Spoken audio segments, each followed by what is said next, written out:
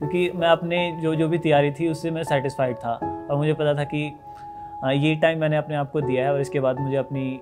पिताजी का खेती है या व्यवसाय है, नौकरी है? पापा अभी करंटली सिक्योरिटी गार्ड की जॉब करते हैं। जब भी वो सोच रहे हैं अपनी लाइफ के बारे में तो फिर हमको आगे रखते हैं, अपने आप से आगे रखते हैं और किसी भी चीज़ के लिए हमारे बारे में पहले सोचते हैं। लेकिन सिली मिस्टेक ज़्यादा मुश्किल है अवॉइड करना, क्योंकि ये सिलेबस का पार्ट नहीं है, ये आपको खुद से डेवलप करना होगा। मैंने एक टेस्ट सीरीज ली थी, अलग से एक और टेस्ट सीरीज ली थी, बट मैं जो भी सिलेबस है, जो भी कंप्लीट पढ़ाई मैंने PW से की है। बुद्धिमान व्यक्ति वही है जिसको पता हो कि सीखने को बहुत कुछ है जीवन में। 2 चीज़ें हैं जिन्होंने मेरी प्रेपरेशन को काफ़ी स्मूथ बनाया। पहला तो है कि मतलब मेरी स्ट्रैटेजी, जो भी मैं काम कर रहा हूँ उसमें मेरे को मज़ा आ रहा है, मतलब उसको बिना रुके मैं कर सकता हूँ। दूसरा है कि मतलब मेरी जो भी कमियां हैं उन्होंने भी मेरे को इंस्पायर किया ताकि आगे इन फ्यूचर में इसको इम्प्रूव कर सकूँ। ऑल्सो मैं अपनी तरफ से एक स्कॉलरशिप तुमको 2 लाख रुपीज़ की दूंगा and that will be for your education purpose only.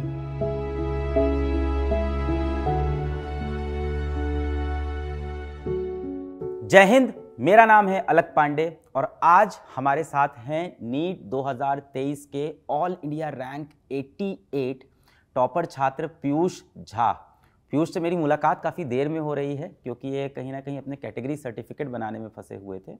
इनकी EWS कैटेगरी है और उसके अंदर इनकी ऑल इंडिया रैंक 3 भी आई है। Yes, sir. अभी ये एम्स दिल्ली में MBBS कर रहे हैं, एम्स दिल्ली से डॉक्टरी की पढ़ाई कर रहे हैं, बड़े गर्व की बात है। इनको हम जाने फिजिक्स वाला के यकीन 2 बैच की टेस्ट सीरीज ले रखी थी इन्होंने 2023 में और 2022 में ये यकीन के प्रथम वर्जन में यकीन 1.0 से पढ़ाई भी कर रहे थे। तो लगभग 2 वर्ष से आप फिजिक्स वाला के बैचेस से जुड़े हुए थे, इसके जरिए इनसे मेरी जान पहचान हुई। पीयूष आते हैं, वैसे तो दिल्ली से हैं, क्लास 3rd में ये दिल्ली आ गए थे 3री कक्षा में, पर उसके पहले ये मुजफ्फरपुर के ग्राम रामपुर दयाल से आते हैं। इनकी कहानी बहुत ही दिलचस्प, बहुत ही मोटिवेटिंग, बहुत ही इंस्पायरिंग है, तो इनकी कहानी सुनते हैं। सबसे पहले बहुत बधाई हो भाई, एम्स दिल्ली बहुत बड़ा सपना होता है, आप पहुंच गए, आपको many congratulations. Thank you so much sir. कैसा फील हो रहा है? Sir it's like dream come true. इससे पहले मैं कभी सोचता था कि यार एम्स में जा भी सकते हैं कि नहीं, तो लगता था कि नहीं, वो काफ़ी मुश्किल है जिस तरह से मेरी प्रेपरेशन का लेवल है। बट एग्ज़ाम टाइम के दौरान मतलब अपने इमोशंस को होल्ड करना और थोड़ा काम रहना, उसने मुझे काफ़ी हेल्प किया अपने गोल को अचीव करने में। और आपकी कहानी सुनूंगा, पर एक सवाल बड़ा दिलचस्प मेरे दिमाग में बहुत दिन से चल रहा है। अगर आपका एम्स नहीं निकलता, कोई गवर्नमेंट मेडिकल कॉलेज भी नहीं निकलता, नीट नहीं निकलता, तो क्या करते? एक्चुअली फर्स्ट ड्रॉप में मेरे 615 नंबर आए थे और मेरी रैंक 14,511 थी, तो मैं लगातार कंसिस्टेंटली मेहनत कर रहा था और कभी इस एस्पेक्ट में कभी सोचा नहीं। बट फर्स्ट ड्रॉप में काफ़ी डिसअपॉइंटेड था क्योंकि जो भी मेरी एक्सपेक्टेशंस थी उस पर मैं खरा नहीं उतर पाया। और सेकंड ड्रॉप लेने के बावजूद मुझे लग रहा था कि यार कहीं ना कहीं एक साल मिस हो गया, उस साल में कंटिन्यू कर सकता था। बट तो मैं मेंटली एक तरह से अब जो भी रिज़ल्ट आएगा, it may be better, it may be worse than whatever it was in NEET 2022, तो उसके लिए मैं मेंटली प्रिपेयर्ड था। अगर कम नंबर भी आते तो फिर मैं BAMS ले लेता या फिर कोई जो भी मेडिकल कॉलेज मिलता पहली बात तो वो ले लेता, अगर उससे कम नंबर आते तो BAMS वगैरह ले लेता, क्योंकि मैं अपने जो भी तैयारी थी उससे मैं सेटिस्फाइड था और मुझे पता था कि ये टाइम मैंने अपने आप को दिया है और इसके बाद मुझे अपनी जो ग्रेजुएट स्टडीज़ हैं, हायर स्टडीज़ हैं, उसके लिए जाना है। इससे ज़्यादा मैं अपने आप को नहीं टाइम दे सकता हूँ। मुझे जो भी मैंने गोल निर्धारित किया अपने जीवन में, उस गोल को पाने के लिए भी मुझे समय चाहिए और अगर मैं पूरा टाइम इसी में दे दूंगा तो कहीं ना कहीं वो काफ़ी पीछे छूट जाएगा, काफ़ी मुश्किल हो जाएगा। तो वो गोल बिना एम्स के भी अचीव हो जाता? हाँ, बट एम्स में ऐसा है कि आपको सारे इंस्ट्रूमेंट्स एक जगह पे मिल जाते हैं, स्ट्रगल थोड़ा सा कम हो जाता है। आपको अपना स्पेस मिल जाता है, आपको चाहिए कि एक माइक्रोस्कोप पे आप काम करें। All the best minds of India, जो भी मतलब लीडिंग रिसर्चर्स हैं या फिर लीडिंग एकेडमिक स्टाफ है, उनसे आप इंटरेक्ट करेंगे और उनके प्रोजेक्ट में शामिल होंगे, तो आपकी जर्नी जो है, जो रिसर्च जो भी आपकी फील्ड है, वो काफ़ी स्मूथ हो जाती है। तो पीयूष, बात करते हैं कि आपका जन्म कहाँ पे हुआ, बचपन के दिन कैसे थे, स्कूल कहाँ था, घर में कौन कौन है, माता पिता क्या करते हैं, कितने भाई बहन हैं? मेरा जन्म बिहार के मुजफ्फरपुर के एक छोटे से गांव रामपुर दयाल में हुआ। बचपन से ही मतलब काफ़ी मतलब ऐसा सुविधाएं बहुत कम थी उस टाइम। तो नहीं लगता था कि क्योंकि बच्चे को नहीं पता होता, बट जैसे जैसे आप ग्रो अप करते हो तो आसपास देखते हो तो लगता है कि हाँ मतलब काफ़ी चीज़ें इम्प्रूव की जा सकती हैं for the family, for the society. पढ़ाई के ज़्यादा चांसेस नहीं थे वहाँ पे, और ये वन ऑफ द रीज़न्स है जिसके लिए मुझे दिल्ली लाया गया, ताकि मैं थोड़ा अच्छा पढ़ सकूँ। मेरे परिवार में वैसे तो हमारी जॉइंट फैमिली है, मेरे हम 4 भाई बहन हैं, और जिसमें मैं सबसे छोटा हूँ, 2 भाई और 2 बहन। पिताजी का खेती है या व्यवसाय है, नौकरी है? पापा अभी करंटली सिक्योरिटी गार्ड की जॉब करते हैं। अभी भी? हाँ। कहाँ पे? पीरागढ़ी। अच्छा, दिल्ली में ही? दिल्ली में। और बचपन में शुरुआत में जब मुझे यहाँ पे लाया गया था तो वो छोटे से सिनेमा हॉल के एक मैनेजर टाइप के थे। मतलब वो देखते थे मतलब कैशियर भी थे, मैनेजर भी थे। छोटा वाले जो सिनेमा हॉल होते हैं, सिंगल स्क्रीन। हाँ, सिंगल स्क्रीन छोटा सा प्रोजेक्टर होता है। हाँ, उस पर चला दिया आप। तो आपकी टिकट लगती थी? नहीं एक्चुअली। कौन सी मूवीज देखी, कोई याद है वहाँ पे मिथुन चक्रवर्ती वगैरह की मूवीज लगा करती थी। तो मूवी कभी मेरे को नहीं याद कि मैंने पूरी देखी हो, बट जाके बैठ जाता, कोई मुझे कुछ नहीं कहता था। वो काफ़ी अच्छा टाइम था, कभी भी वहाँ पे चले गए। एग्जैक्टली। आज हम लोग कहते हैं कि बड़ा स्ट्रगल था लाइफ में, पर इंसान उस समय अपनी ज़िंदगी में बिल्कुल उसको नहीं पता होता। छोटा बच्चा ना, उसको नहीं पता है, तो उसमें अपनी खुशियाँ ढूंढता है। मिट्टी में भी छोड़ दो तो फिर वो भी उसमें खिलौने बना लेता है। हाँ, क्या बात कही है, खुशियाँ ढूंढ लेता है अपनी वो। हाँ, तो वो काफ़ी अच्छा टाइम था। फिर उसके बाद वहाँ पे कुछ दिक्कत हो गई। मतलब ऐसा लगा, मतलब पैसों का ध्यान अच्छे से नहीं रख पाए। जो भी मतलब पैसा आता था उसका अच्छे से ध्यान नहीं रख पाए। कुछ वहाँ के जो स्टाफ थे उन्होंने कुछ पैसे का घोटाला वगैरह कर दिया। इसके बाद हम लोग दिल्ली आ गए, और दिल्ली में उसके बाद पापा फिर एक होटल में उन्होंने स्टोर मैनेजर के रूप में काम किया, जिसमें उनकी सैलरी मतलब शुरुआत में 5,000 थी, लगभग 2013-14 के आसपास। जब भी वो सोच रहे अपने लाइफ के बारे में, तो फिर हमको आगे रखते हैं, अपने आप से आगे रखते हैं, और किसी भी चीज़ के लिए हमारे बारे में पहले सोचते हैं। लाइक हमारी छोटी ज़रूरत भी उनके लिए, उनकी लाइफ से बढ़कर ऐसा लगता है कई बार कि मतलब मेरे लिए ही जो भी मतलब काम कर रहे हैं मेरे लिए ही कर रहे हैं, ताकि मैं जीवन में अच्छा कर सकूँ। मैं अभी यही बात बता रहा था एक दिन बैच में कि घर आके जो प्रेम से आपको खाना खिलाता है, ना जाने किन हालातों में वो पिता पैसे कमाता है। और ये बात कहीं ना कहीं बच्चे भूल जाते हैं, और बहुत सारी डिमांड्स हो जाती है। एक तो इनोसेंट भी हैं हम लोग, 18-17-18 साल की उम्र होती है, इनोसेंट होते हैं। अच्छा मोबाइल नहीं है मेरे पास, अच्छे कपड़े नहीं हैं, और वो ये नहीं देख रहे हैं कि आपके पिताजी कौन सी ज़िंदगी जी रहे हैं आपके लिए, आपको बनाने के लिए। अभी मेरा एक सेशन था, उसमें बोल रहा था कि भाई बाप होता है जैसा भी हो, और उसने जो किया है वो आप कभी देख ही नहीं पाओगे। मतलब अब आप यहाँ बैठ के ये बता रहे हो गार्ड की जॉब करते हैं, पर दिन भर या रात में जब भी ड्यूटी लगती है, वो जॉब कैसी होती है वो जानना बहुत मुश्किल है आपके लिए। रात में तो फिर भी ठीक है, बट दिल्ली में कई बार 50 डिग्री सेल्सियस क्रॉस हो जाता है टेम्परेचर। तो उस टेम्परेचर में बाहर हैं, मतलब कई बार सिक्योरिटी गार्ड के लिए छोटा सा कैबिन होता है, कई बार तो वो भी नहीं होता कैबिन भी, कई बार वो तो उसमें कैसे विथस्टैंड कर रहे हैं। अधिकतर समय खड़े रहो, पूरे समय कहीं बैठे रहो, कंप्लेन हो जाए। और उनकी धीरे धीरे उम्र भी हो गई है। बचपन में स्कूल कहाँ था? बचपन में स्कूल मेरे घर के पास ही था, एक प्राइमरी गवर्नमेंट स्कूल था। उसमें मतलब काफ़ी हम्बल बैकग्राउंड के बच्चे आते थे, मतलब जिनके most of the times mummy papa दोनों जॉब कर रहे हैं। मतलब उनको देखने वाला, मतलब उनको देखने वाला कोई नहीं है कि क्या कर रहा है दिन भर, कहाँ घूम रहा है, किसके साथ घूम रहा है। तो मोस्ट ऑफ द टाइम मतलब काफ़ी बार ऐसा देखा जाता है कि वो गलत राह में चले जाते हैं बच्चे। तो वैसे उसी टाइप का एक स्कूल था, बट फॉर्चुनेटली मैं ऐसी संगत में नहीं पढ़ा। अच्छी पेरेंटिंग ना पैसा आने से नहीं आती, अच्छी पेरेंटिंग आती है इंसान के संस्कार से। फिर क्या हुआ? क्लास 1, 2, 3 कैसा गया? पढ़ाई में कैसे थे उस वक्त? उस वक्त क्लास 3 तक तो एक्चुअली मैं गांव में ही पढ़ा हूँ। तो गांव में तो ऐसा ही होता था कि हम जाते हैं और वहाँ पे कुछ देर बैठते हैं, फिर रिसेस हो जाती है, खाना मिलता है, फिर हम आ जाते हैं घर वापस। तो ऐसा ही चलता था। बट कितने बच्चे थे क्लास में? गांव में क्लास में तुम्हारे कितने बच्चे थे? मतलब जब मैं गांव में पढ़ा था, उसमें कोई फिक्स नहीं होता, कोई भी आ जाता है। कई बार जिसका एडमिशन नहीं हुआ होता वो भी आ गया, तो उसको। और यूनिफॉर्म उस टाइम नहीं हुआ। अब तो जाता हूँ, जब देखता हूँ तो हाँ यूनिफॉर्म में जाते हैं बच्चे। उस टाइम आप ऐसे ही चले जाते हो, तो रोज़ अनजान चेहरे दिख रहे हैं। हाँ, हाँ एक्चुअली जब गांव में होते हो तो आप सबको जान रहे होते हो, तब आपके लिए अनजान नहीं है। छोटा गांव है। हाँ, तब आपके लिए अनजान नहीं है। बट यही है कि अटेंडेंस के लिए, अटेंडेंस क्या मतलब बेसिकली ऐसे नाम के लिए आ रहे हैं स्कूल। वहाँ पे भी कुछ ज़्यादा एक्टिविटीज़ हो नहीं रही है, जैसे कि हम यहाँ पे देखते हैं वेरियस करिकुलम चल रहे हैं, सिलेबस चल रहा है। तब पढ़ाई लिखाई में रुचि थी आपकी? मैथ्स में मैं अच्छा था। उनका यही मतलब वहाँ पे यही फ़ायदा हुआ कि मतलब मैथ्स पे उन्होंने काफ़ी ध्यान दिया। कोई शिक्षक होगा हाँ, जिसकी वजह से ऐसा हुआ होगा? हाँ एक्चुअली मेरे दादाजी थे, मतलब मेरे दादाजी के छोटे भाई, छोटे चचेरे भाई, वो हमें पढ़ाया करते थे, तो उन्होंने मैथ्स पे ध्यान दिया था।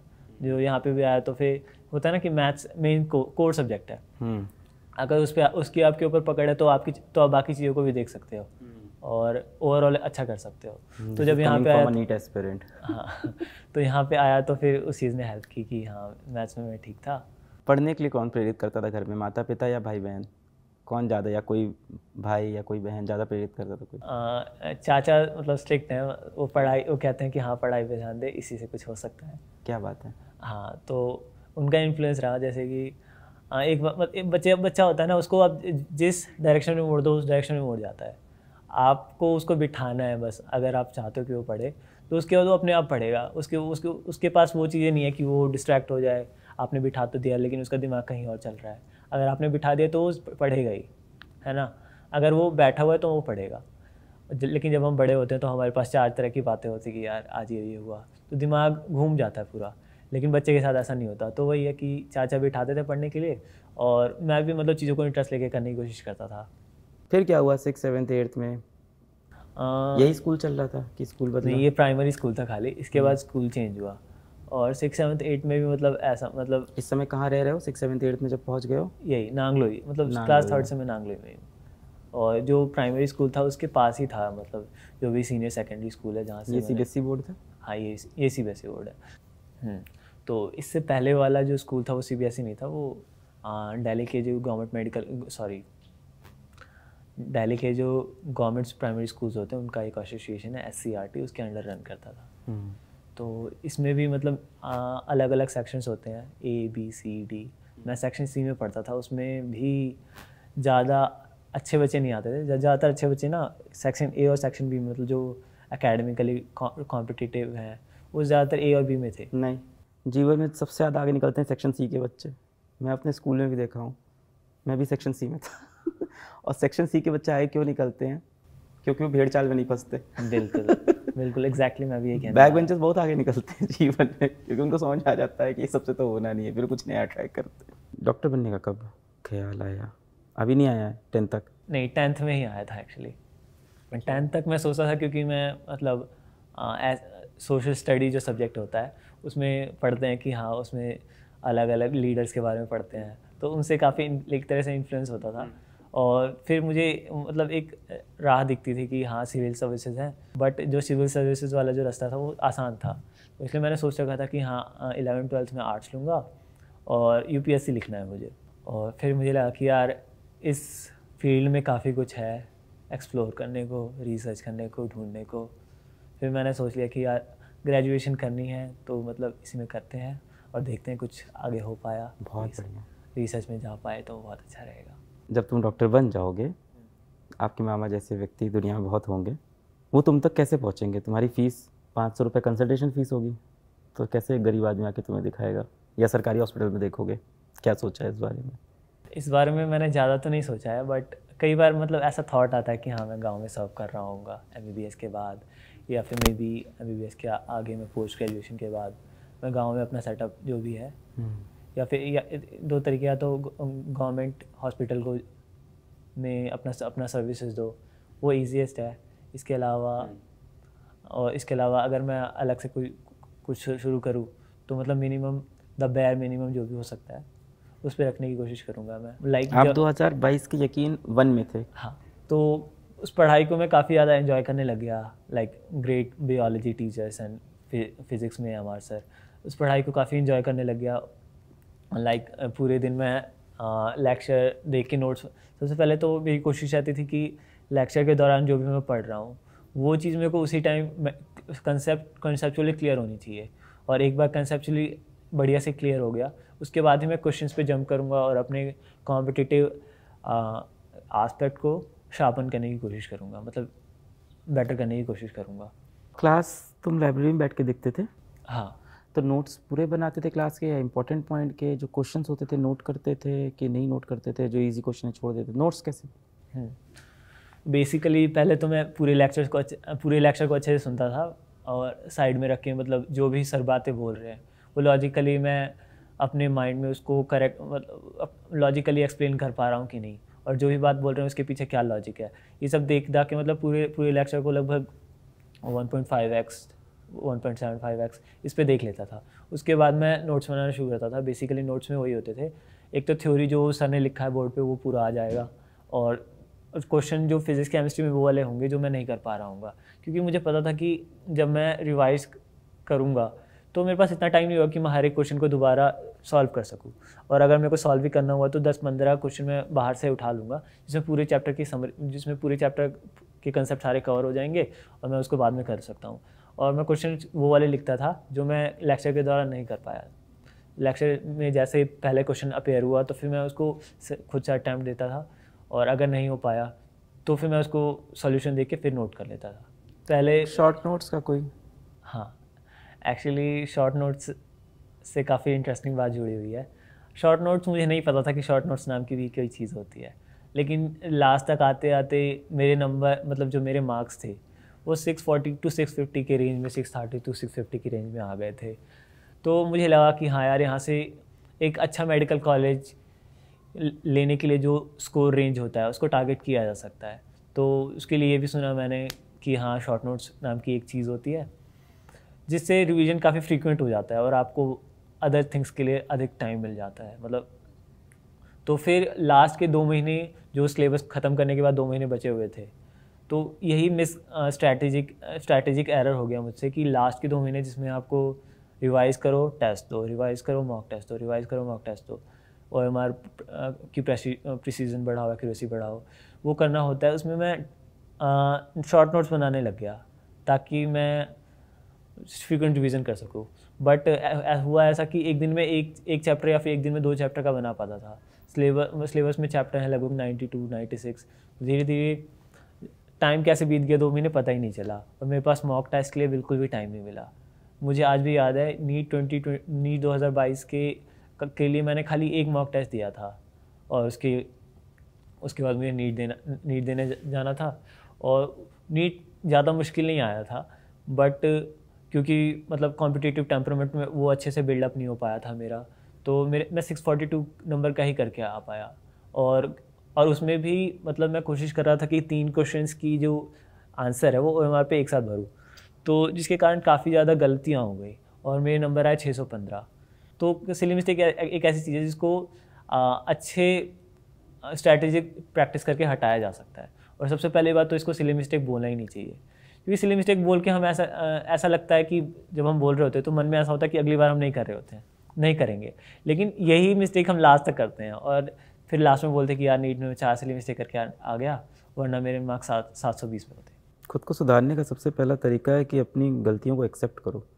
सिली मिस्टेक के कहीं ना कहीं हम लोग पल्ला झाड़ने की कोशिश करते हैं कि हाँ गलती से हो गई थी, ऐसी कोई बड़ी बात नहीं है, पर असल में वो बड़ी बात है। एग्ज़ाम में सवाल हो, ज़िंदगी में दोस्त हो, धोखा सबसे ज़्यादा वही देता है जो कहता है मुझ पर भरोसा कर कि मुझ पर भरोसा कर, मैं धोखा नहीं दूंगा। वही आसान सवाल होते हैं, वही धोखा देते हैं। अब कहने को आप कह रहे हो सिली मिस्टेक है, पर उसके पीछे रीज़न देखो, प्रैक्टिस कम है, कंसंट्रेशन कम है, फोकस कम है, आपको क्वेश्चन की लैंग्वेज नहीं समझ में आई है, आपका फोकस उतना अच्छा नहीं है, आपकी कैलकुलेशन बिगड़ जाती है, आपकी स्पीड मैनेज नहीं है, तो है तो वो मिस्टेक्स ही है। सिली मिस्टेक कह के उससे पल्ला नहीं झाड़ सकते। पर मुझे जितने बच्चों से मैंने इंटरव्यू लिए हैं, जितने बच्चों से बात की है, सब ने यही बोला है सिली मिस्टेक सुधारने का सबसे बड़ा तरीका होता है मॉक देते रहो, लगातार प्रैक्टिस करते रहो, वरना वो सारी सिली मिस्टेक सीधा नीट के एग्ज़ाम में जाके होती हैं। और मतलब टेस्ट देने के बाद और भी उससे ज़्यादा इम्पॉर्टेंट चीज़ है कि किस तरह से आप उसको एनालाइज कर रहे हो। बेसिकली जब मैं टेस्ट दे के आता था, मान लो मेरे 680 नंबर आए, देन मैं 680/670 नहीं लिख रहा होता था उस टेस्ट पेपर पे, मैं लिखूँगा 40/720, ताकि मुझे पता रहे कि ये पोर्शन है जिसको मुझे इम्प्रूव करना है। हाँ, जिसको मुझे इम्प्रूव करना है। और उस 40 में से भी 30 नंबर तो ऐसे होंगे जिनको मुझे आता होगा, जिसको मैं सिली मिस्टेक कह के अवॉइड कर रहा हूँ, तो वो मुझे नहीं करना है। और मेरे को ये सोचना है कि हाँ ये अगले टेस्ट में फ्यूचर में कैसे ये क्वेश्चन, ये गलती मैं दोबारा नहीं कर रहा हूँगा।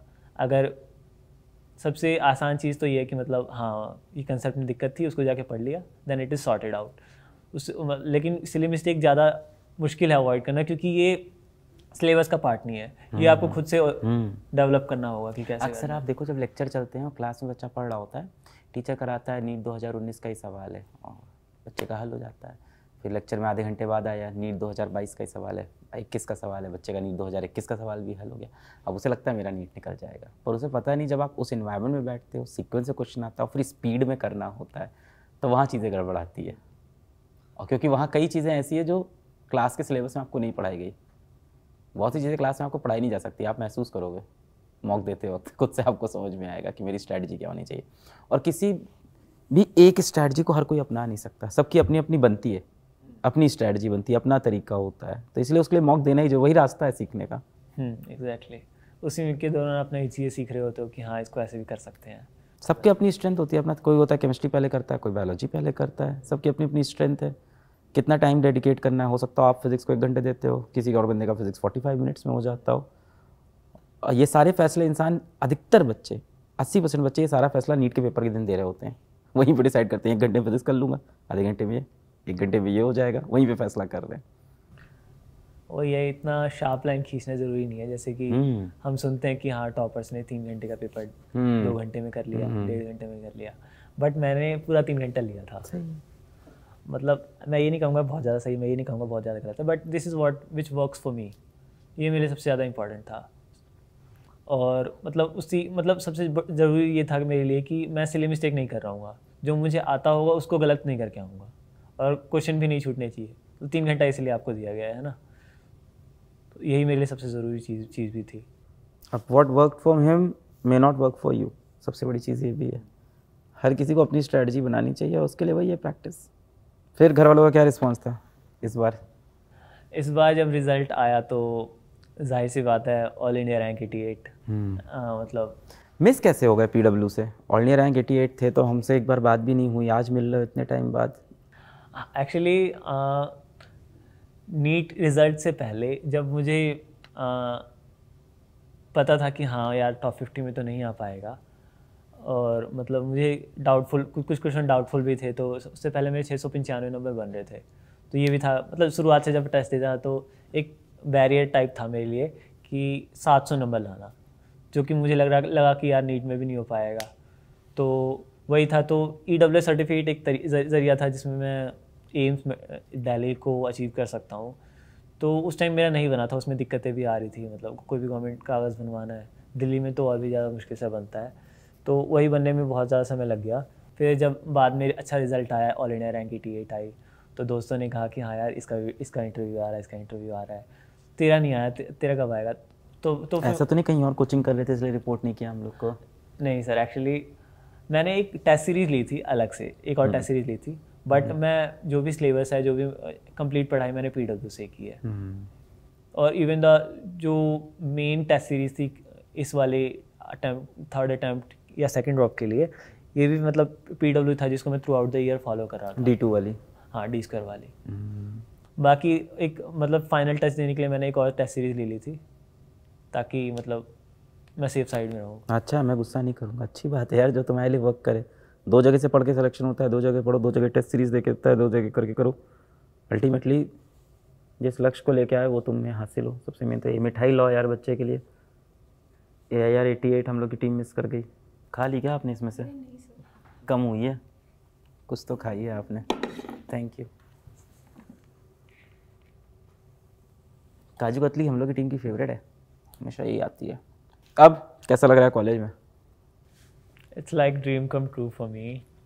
काफ़ी अच्छा है, एकेडमिकली तो बहुत अच्छा है। यहाँ तो फीस की टेंशन भी नहीं है? बिल्कुल नहीं, मोस्ट ऑफ द चीज़ें आपको फ्री में मिल रही है। इंफ्रास्ट्रक्चर काफ़ी अच्छा है। हॉस्टल फीस क्या है आपकी? 2600 फॉर इंटायर 5.5 यानी कि पूरे 5.5 साल के लिए हम मेरी फीस, मतलब हॉस्टल फीस 2600 है, और ओवरऑल 5,500 के करीब है। बहुत बढ़िया लगा यार, और हमें बहुत प्राउड है। बेहतरीन डॉक्टर आप निकलोगे, क्लैरिटी ऑफ थॉट्स है तुमको चीज़ों की, बात करने में मुझको मज़ा आया, मैं इतनी डिटेल में इसीलिए बात किया। तुमको बहुत क्लैरिटी ऑफ थॉट्स है, क्या करना है, कैसे करना है, चीज़ें तुमको काफ़ी क्लियर है। कुछ नहीं क्लियर है, समय के साथ हो जाएगी, थोड़ा कंफ्यूज रहना भी ज़रूरी है ताकि बेटर एस्पेक्ट को हम खंगाल सकें। हाँ यार, बुद्धिमान व्यक्ति वही है जिसको पता हो कि सीखने को बहुत कुछ है भी जीवन में। आप देखो कोई ऐसा व्यक्ति होगा जिसने थोड़ा बहुत पढ़ाई लिखाई कर ली तो बहुत शोर मचाने लगेगा, मुझे ये आता है, मुझे वो आता है, मुझे ऐसा आता है। जैसे ही वो थोड़ी सी ज़्यादा पढ़ाई करता है उसको समझ में आता है भी बहुत कुछ सीखना बाकी है, तो वो शांत हो जाता है। एग्जैक्टली, मतलब that's what I'm feeling right now when I've entered into the AIMS Delhi। और मतलब ऐसा लग रहा है कि अभी तो कुछ भी नहीं पढ़ा। अभी कुछ नहीं, अभी बहुत सीखने को है। दो चीज़ें हैं जिन्होंने मतलब मेरी प्रेपरेशन को काफ़ी स्मूथ बनाया। पहला तो है कि मतलब मेरी स्ट्रैटेजी, जो भी मैं काम कर रहा हूँ उसमें मेरे को मज़ा आ रहा है, मतलब इसको बिना रुके मैं कर सकता हूँ। अगर मैं मतलब स्लीपी फील नहीं कर रहा हूँ तो बिना रुके इसको कर सकता हूँ। दूसरा है कि मतलब मेरी जो भी कमियाँ हैं उन्होंने भी मेरे को इंस्पायर किया ताकि आगे इन फ्यूचर मैं इसको इम्प्रूव कर सकूँ। Like the financial crisis which I faced, उन्होंने मेरे को मतलब मेंटली स्ट्रांग बनाने में मदद की है। यही था कि ये दोनों चीज़ें हैं जिन्होंने मुझे मोटिवेट किया। I will also love to thank PW from the depth of my heart, क्योंकि अगर आज से 5 साल पहले मैं सोचता कि मतलब मेरा जो टाइमलाइन है 5 साल पहले वाली होती नीट वाली, तो मैं ये नहीं कर पाता, मैं एग्जैक्टली नहीं कर पाता। क्योंकि अगर उस टाइम अगर आपको नीट जैसे एग्ज़ाम में कोई अच्छा एक्सेप्शनल रैंक लानी है तो आपको ऑफलाइन कोचिंग लेनी पड़ेगी, उसकी फ़ीस है 2 लाख 1.5 लाख, जो मेरी फैमिली अगर मैं कहता तो कर देती, मतलब थर्ड सोर्स से कहीं से भी कर लेती, बट वो मेरे ऊपर इतना प्रेशर डाल देता कि मेंटली ब्रेक डाउन हो जाता मेरा। और मैं अपनी फैमिली को इस मुश्किल में डालना भी नहीं चाहूँगा कि उस टाइम पे नहीं डालना चाहूँगा, बट इस टाइम पे PW ने चीज़ों को इतना रेवोल्यूशनाइज। देखिए आपका बहुत आभार है, आपने PW को शुक्रिया किया, पर मेरी इस पे फिलॉसफी अलग है। भले ही PW मेरा ही बनाया हुआ है पर मेरी इस पे फिलॉसफी अलग है। एकलव्य की कहानी सुनी है?